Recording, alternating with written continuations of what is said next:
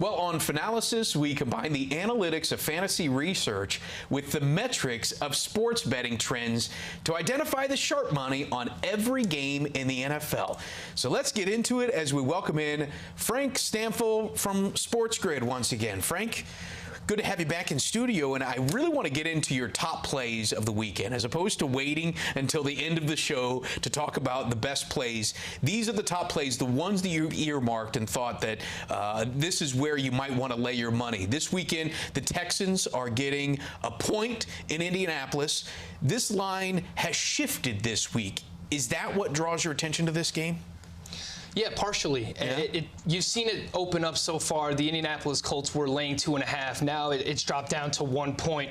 And I think when you look at the advanced numbers, you see that the Texans are 4th in offensive yards per play. They're 6th in explosive plays so far this season. We know that they can make big plays down the field with DeAndre Hopkins, with Will Fuller. Kenny Stills looks like he's going to be good to go in this game as well. And the Colts are just 25th in pressure rate. So they're not getting to the quarterback. They're not creating a lot of pressure. And normally when the Texans get into trouble, it's because their offensive line can't hold up. It's against those teams that have really good pass rush. So if the Colts are not creating pressure here, I look for the Houston Texans to be able to make big plays down the field, and not just through the air. They can make plays on the ground as well. Carlos Hyde coming off a game where he just ran for 116 yards on the ground, season high 26 carries.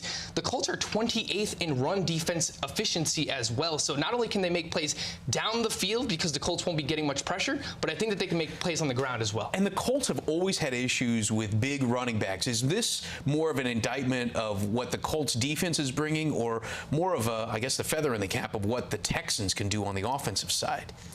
I think it's what the Houston Texans are bringing to the table here, because they have a little bit of a 1-2 punch with Carlos Hyde, with Duke Johnson. It's been quite curious usage so far to start the season between Carlos Hyde and Duke Johnson, because they spent a 3rd-round pick on Duke Johnson to bring him in, and a lot of people think that he was going to see a lot of high usage. But really, he's just been the satellite back, the pass-catching back. They've really been riding Carlos Hyde. They picked this guy up, off free agency right before the season started. So right. I think it's a credit to the Houston Texans kind of mixing and matching with these two guys, but really showing faith in Carlos Hyde and him delivering on that. All right, let's talk about the Raiders. 5-point dogs in Green Bay. The Packers average about 4 points more when they're at home, but they're struggling with health right now. Which one do you look at most here? Yeah, I'm looking at the health of the fact Packers. That they're just not healthy on the receiving side. They are missing so many people. I mean, when we're talking about Allen Lazard as potentially their top wide receiver, I mean, someone that was picked up in a lot of fantasy football leagues this week. He's now owned in 57% of the fantasy leagues. There you go. So, look, people are excited about him now. He's an undrafted free agent. I mean, there was a point last week against the Detroit Lions on Monday Night Football where all of the wide receivers that were on the field for the Green Bay Packers were undrafted wide receivers. So we're seeing right now the Green Bay Packers open this game as 7-point favorites. It's dropped down to 5.5. A lot of money coming in on the Oakland Raiders, who are coming off of a bye.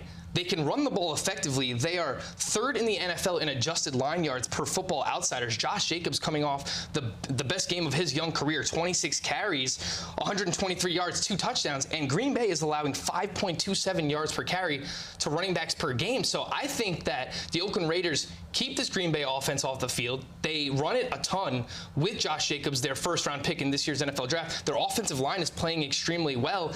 I think the Green Bay Packers are actually in a tough spot here, Steve. A contrarian point of view, though, so this is Aaron Rodgers, and even when he doesn't have Devontae Adams to throw to, he always finds somebody to get the ball to. Are you a little concerned to go against the Packers at home with Rodgers? If he had weapons, if he had more weapons than we're used to seeing, look, Aaron Rodgers is someone that can make the weapons around him better. You can see who the best quarterbacks are when they can elevate the play of those around them. But I just don't think that they're going to have enough here. I think that they want to run the football. I think with LaFleur this year coming in, they've leaned more on the run, and I don't know that they're going to be able to, because Oakland 6th in run defense DVOA, and we just saw a big game out of Jamal Williams and Aaron Jones combined. Right. But I don't know that they're going to be able to get that done based on the way the Oakland Raiders have been able to stop the run so far this season. And with the weapons that the Packers have right now, I don't know that they'll be able to pass successfully either. And that's why we dive into the metrics, because it's not necessarily what these teams have done so far this year. It's really about the matchups of how they play against teams that are similar to them. And if the Raiders are stopping the run, and that's the real key to the Packers offense, they could be in trouble this week. All right, the Bills, 16.5-point favorites at home to Miami. The Sharps are hammering the Dolphins side on this one. 87% of the money is on Miami. Now, history suggests we fear the double-digit line. But this is the Dolphins, Frank. It's the Dolphins. Last time we were here, the Sharps were hammering the Dolphins as well, going up against the Los Angeles Chargers. And how did that one turn out? The Chargers ended up covering the spread. I understand it's a lot of points with the Buffalo Bills, and they're not viewed as an offensive juggernaut by any means, but I think that they should be able to have success here. Josh Allen coming off the bye, going to be completely healthy. Frank Gore averaging 4.4 yards per carry this season. A couple of weeks ago, he ran for over 100 yards against the New England Patriots defense. No other running back in the NFL has ran for more than 38 yards against the Patriots defense. So the Bills' offensive line is doing an extremely great job run blocking so far this year. They're getting Devin Singletary back, who's their explosive rookie running back. And the Miami Dolphins are allowing 4.8 yards per carry to running backs this season. And let's just be honest. The Dolphins have had a lead for 3 minutes and 49 seconds this entire season. They are on pace to be the lowest scoring NFL team in history since they have expanded the season to 16 games. I just don't know how they're going to be able to score going up against this Bills defense that is frankly top 5, maybe even top 3 in the NFL. That's what's just so scary about it, is that we are so deep into the season that all of the analytics, come back, and it should keep these lines at a very sharp edge. 16.5. You need to outscore them by 17 points to beat the spread. That just seems like an almost insurmountable number for any team, especially a Bills offense that sometimes can be a little questionable. Yeah, especially when there's a low total involved too, right? So we see a low total, but a huge spread. It doesn't necessarily add up. But I think based on this Bills defense and the fact that Ryan Fitzpatrick, throughout his career, and especially earlier on this season, was turning the ball over at a rapid pace. And against this Bills defense, I think we see more of that, a defense that can create some pressure. And once you get in Ryan Fitzpatrick's face, starts throwing some interceptions, starts throwing some ducks up there. It wouldn't surprise me one bit if the Bills score 21 to 27 points in this game and cover the spread. That's how good the defense is going to be. Could be a revenge game, though, for Ryan Fitzpatrick as a former Bills player. But then again, Fitzpatrick, I think, has played for almost every team in the NFL. So almost every game. At least the AFC East. Yeah, that's right, almost. All right, Minnesota, 9.5-point favorite in Detroit. Do you focus more on the Vikings' rushing ability here when you're trying to find the sharp edge in this one?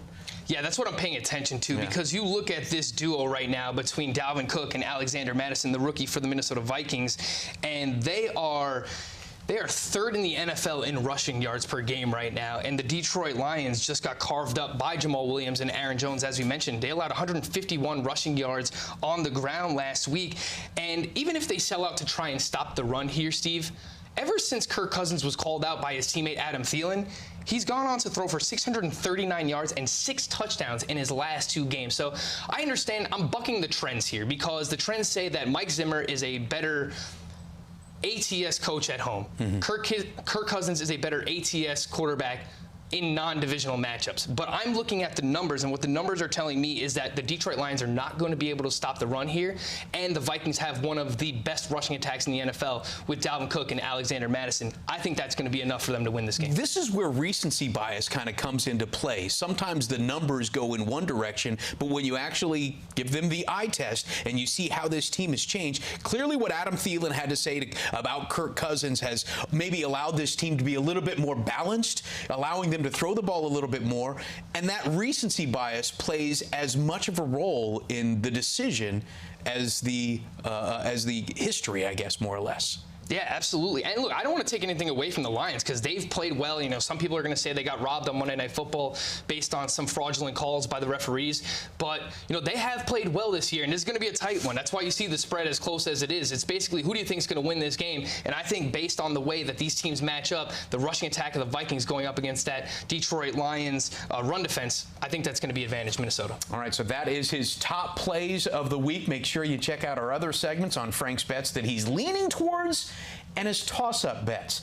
Get his thoughts every day. Get him on Sports Grid. For Frank Stampfl, I'm Steve Overmyer. This is Fanalysis.